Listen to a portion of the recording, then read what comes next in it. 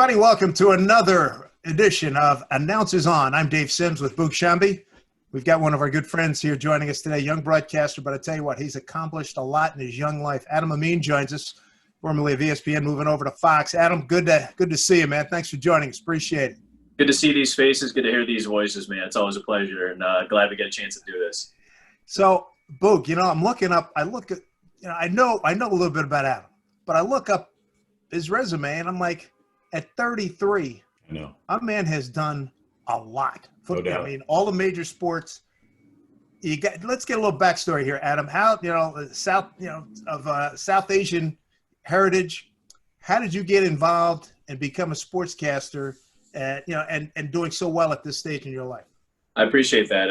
I didn't start till I was 18. I had messed around with it in high school a little bit, and it was a nice excuse to jump on public access TV on Friday nights when we had home football games and basically just say cool things about my friends and joke around about the game. But I didn't think it was like a real career until I got to college. I went to Valpo, and I didn't have the background that, a lot of my friends and a lot of my colleagues do, that they said, I was 6, 7 years old. I knew I wanted to do this, and this is what I was going to pursue. And I didn't really have that sense. I was good at a lot of things. I wasn't great at anything.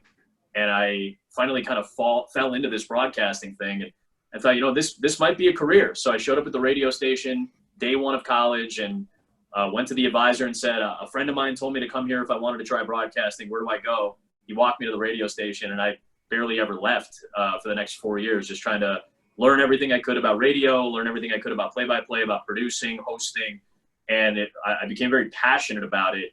I had a performance background. I was a theater kid. I was a musician. I enjoyed that stuff, which is not really the traditional South Asian path. My parents were, especially my mom, they were, really set on me maybe going to med school.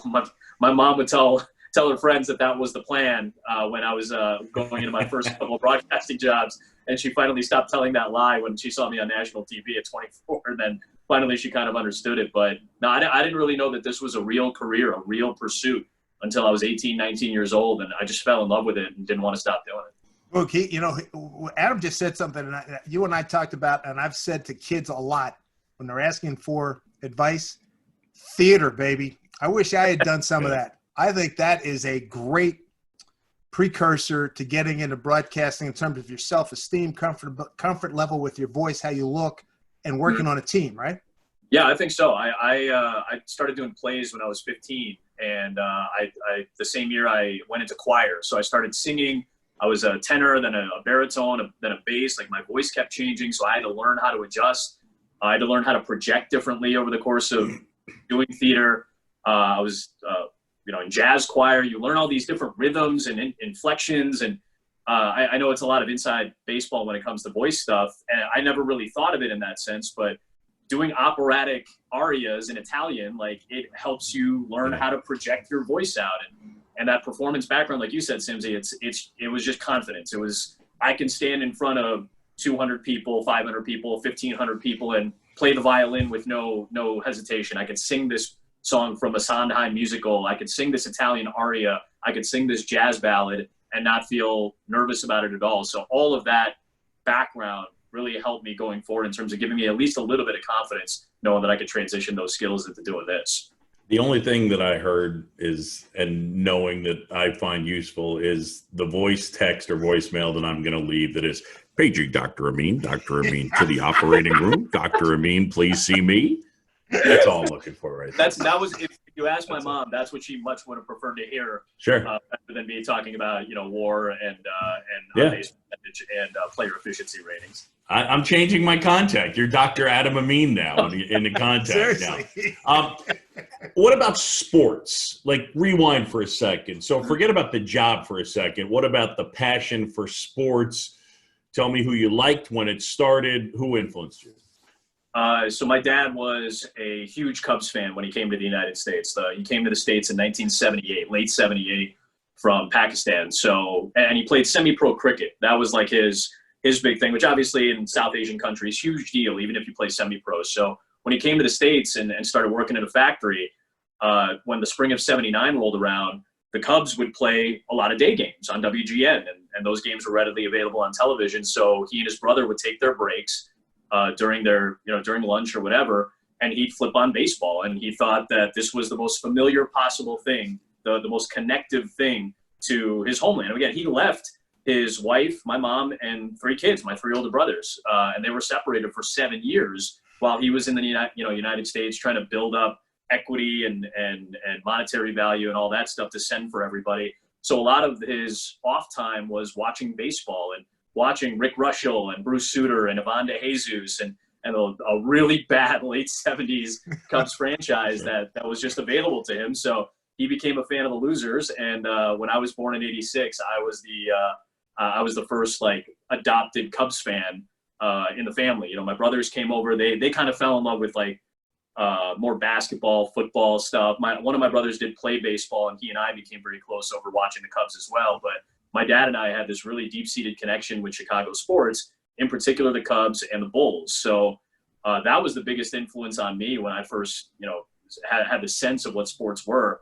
I went to the first night. I wasn't aware of it, but I went to the first night game at Wrigley Field, the one that got rained out against the Mets, if I'm not mistaken, and then they played the first official one against the Phillies. So I actually was there without actually having known that I was there, but I got to experience that. And I suffered through a lot of losing seasons like a lot of other Cubs fans did. And obviously 2016 was, an emotional time for me and my dad when he was still with us. But getting to broadcast baseball was like the transition into the only transition I could find with being a baseball player, a bad one growing up, and being so in love with the sport and being in love with one team. And then I was able to transition that into actually broadcasting. What was that first baseball break? I mean, who was it with? Where was it?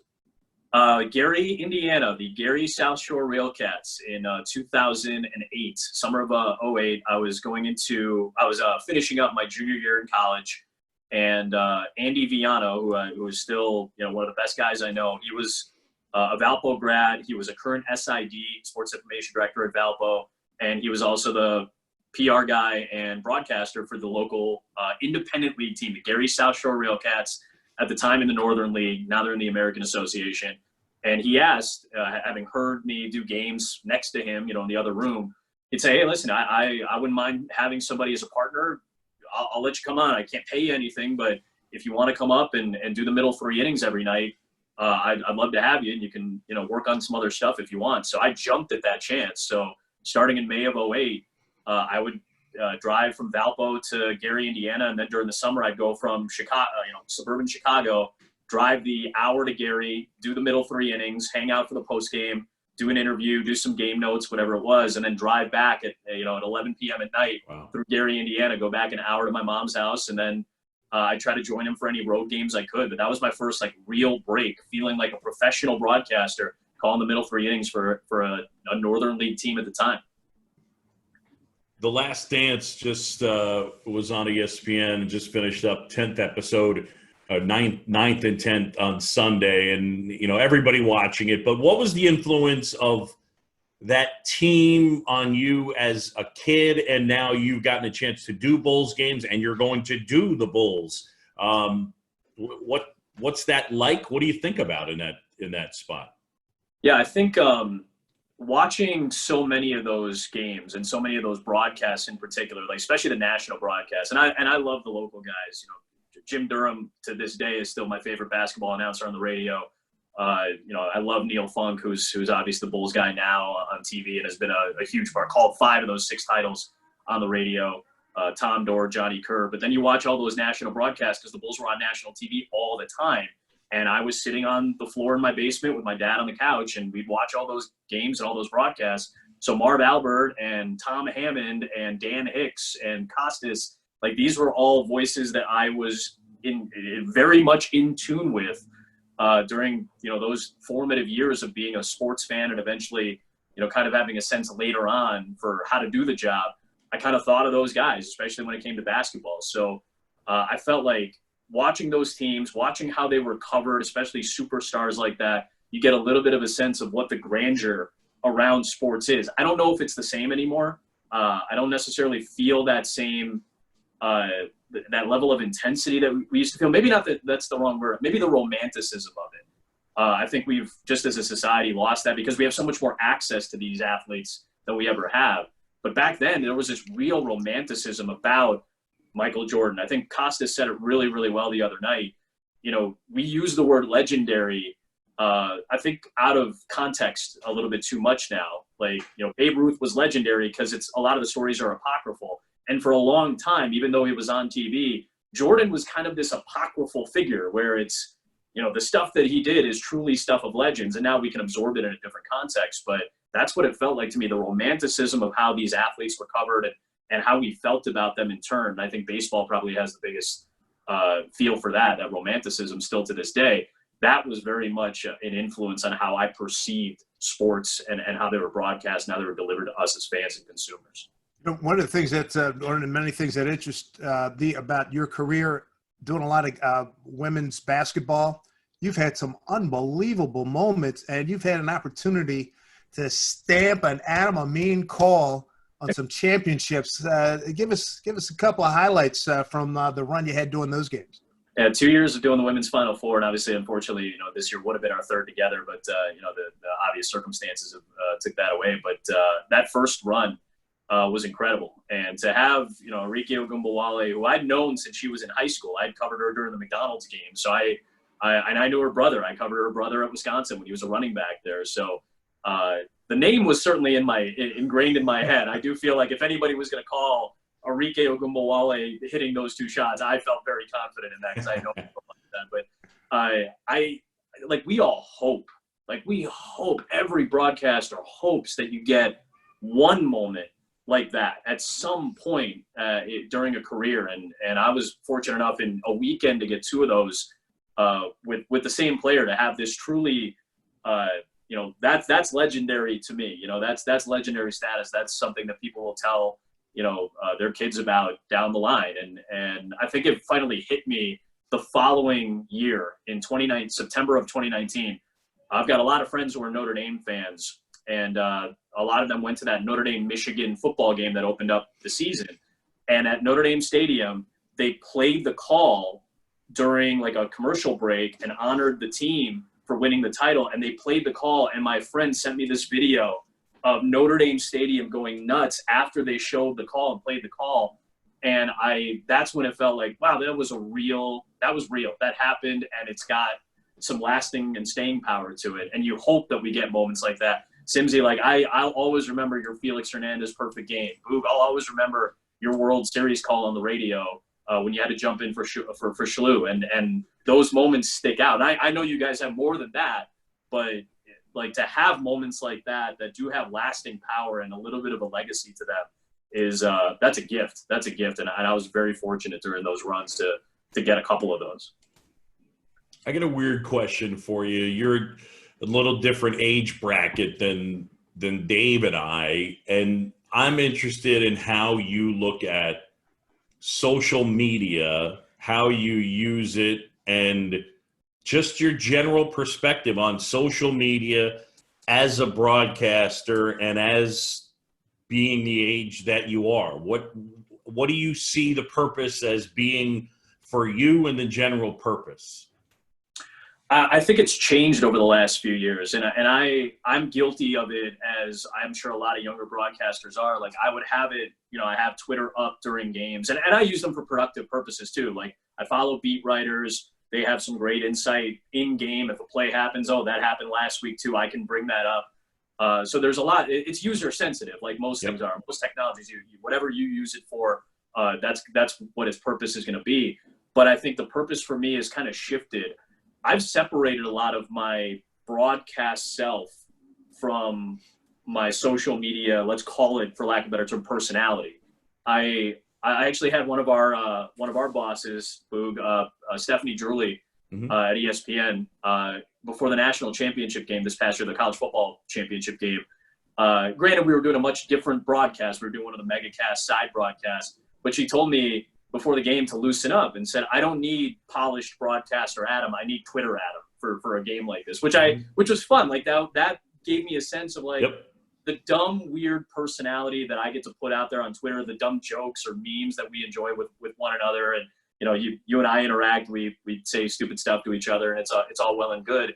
I've gotten more comfortable not implementing that, but feeling okay about having a little bit more of a personality. You know, I watch Ian Eagle, who's, you know, probably the biggest mentor in this business to me.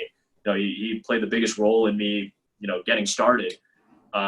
He's as good as we know about kind of throwing in and connecting his personality to a broadcast. And it's not a shtick. It's not over the top. It's subtle. It's once in a while. It's a little bit of levity. And it's taken me a long time to feel comfortable with that. And I imagine part of that is just doing it, you know, for a few years now and getting more comfortable with yourself and the structure and all that. But that's how I feel it's changed for me. It's allowed me to find more of my personality and then maybe feel more comfortable with it. And that's allowed me to maybe implement it into broadcasting a little bit. Yeah, have fun with it. Absolutely. Okay. I know from doing a team in baseball every day, it's important. Keep your sanity, you know, and it really, I'll never forget, I was walking in the hallway. I had to go downstairs after I'd already been downstairs one time, and I passed a woman in the hallway. She says, "I have something for you." I had referenced the 1950s show. I think it was What's My Line? And I said something about, well, 2 down, 3 to go, Miss Francis, which was a line that was commonly in Boog. You probably just old enough to remember that, have seen that. This woman flipped out. She said she went to Game Show Network and taped like a week's worth and gave me the DVDs. So throw out a line, you know, so Wow. that part of yourself, what you're saying is spot on. So, and Ian, you know, Marv used to do that all the time. Yeah. And I did that. And I'll never forget that lady comes, says, "You're the one that said 3 down, 2 to go, Miss Francis," and gave me these. I've been carrying these things to the ballpark every homestand, trying to run into you. That's awesome. Make it work, man. Yeah. Yeah. I think Costas said that too at one point.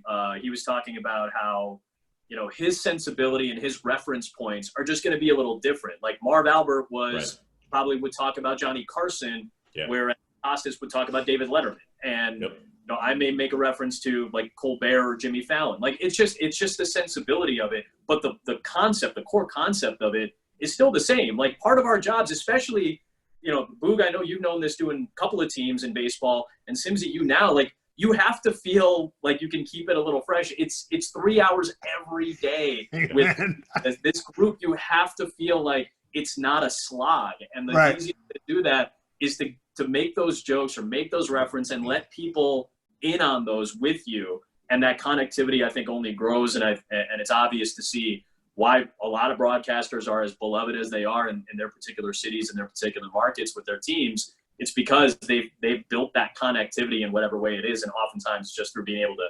entertain along with, you know, inform. Absolutely. And Boog, you know what Costas told me one time? He says, you know, throw that reference out. He says, if 2 guys get it, you win. Who cares? That's right.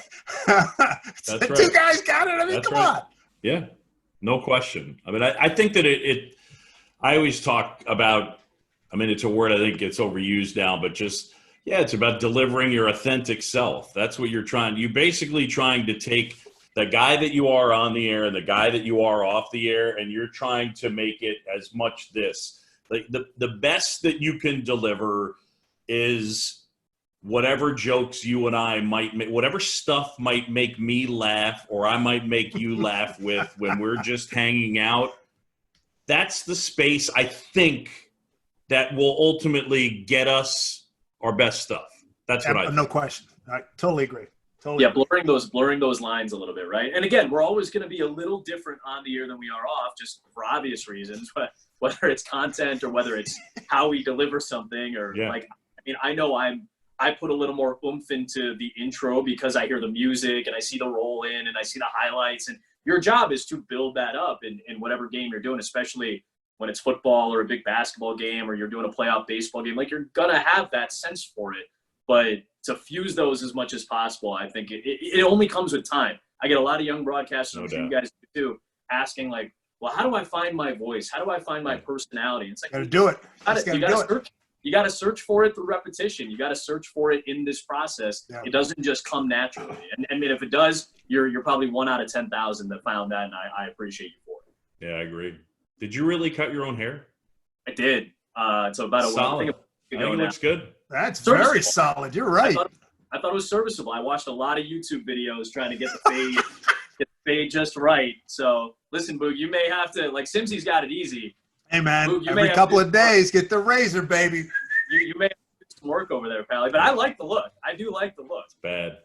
Bad. It's very much, this It's out of control. This close to Heat Miser as I think I've ever seen. Yeah. Hey, Adam, give me a couple of football highlights you've had. Man, been lucky to call a lot of major NFL on the radio the last several years. Good for you. I started doing the NFL in 2012, which is nuts to think about, not doing 7-8 seasons of that. My first game was a Peyton Manning game. I called Peyton Manning's 50th touchdown when he at the time broke the record that was held by Tom Brady, and obviously Drew Brees and other guys have passed it since. But I got to call that right out of the gate. I called the Iron Bowl in 2013, the Kick Six game on national radio. I take a lot of pride that there's only 4 of us that were on the call for that. It was Vern Lundquist, Eli Gold, the late Rod Bramblett, and me. And I was right in front of Rod Bramblett's booth. We were on the photo deck at Jordan-Hare Stadium. And after the game, I remember going back into Rod's booth because I could hear his call too. And it still sticks in my head. They're not going to be able to keep him off the field tonight, which I referenced actually down a few years later on a USC-Washington State game. And kind of a little homage to him. The War on I-4, this great UCF South Florida game on ABC that kind of helped elevate my status, I think, on TV a little bit. And then, a lot of great NFL, a lot of great college football, being on the sidelines for, 4 national championship games now, nice. In different capacities. It's been a great run. And you just hope, like I said, you hope you get these opportunities at some point or another. It's been kind of nuts to see it all happen within a, 8-9 year period. Good for you. Want to put a wrap on it, Boog? You got anything else? I'm good, man. It's just good to see you guys. I'm happy we get a chance to check in and do it. Absolutely. Yeah. And how's KBO going for you, Boog? Oh, it's going. I'm getting bigger and bigger in Korea, and it's like nothing I've ever done before. Calling a game off a monitor, and the best thing I've had happen so far was 15 minutes before first pitch. They called to tell me your game has been rained out. You're going to do a different game. And I was like, think about that. Think about okay. This isn't. Dave and I were talking about this. It's not like you're prepped for Yankees, Astros, and then they ask you Dodgers. It's not that. It's not like that where you have a baseline for it. This is 2 brand new teams in a completely different side, side of the world. I will say though, I want to hear your interview on these Korean networks. Yeah. And then the guy who dubs it in Korean. Oh my God. I want to hear who that guy is. The way that we dub, movies in English language. I want to hear the guy who dubs your voice into Korean. Who's Korean Boog Sciambi? I don't know.